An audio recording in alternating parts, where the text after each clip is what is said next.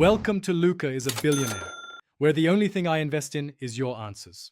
In this video, I will show you how to play City of Stars on piano. We'll start by identifying the main melody and the underlying chord progression. First, find middle C on your piano and establish your basic hand positions. Then, focus on practicing the right hand melody at a slow, comfortable tempo. This foundational step is crucial for building accuracy and muscle memory before adding more complexity. Next, let's introduce the left-hand chords that accompany the melody. Learn the basic chord shapes, paying attention to the root notes and inversions. Once comfortable, begin combining both hands, starting very slowly. It's important to synchronize your hands, ensuring the melody and chords align correctly. Concentrate on achieving smooth transitions between each chord change, maintaining a steady rhythm throughout.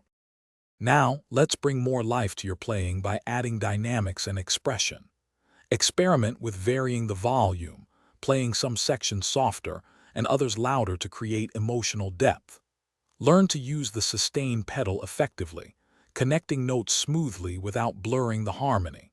Practice regularly with a metronome to solidify your rhythm and timing, aiming for a consistent tempo as you play through the piece.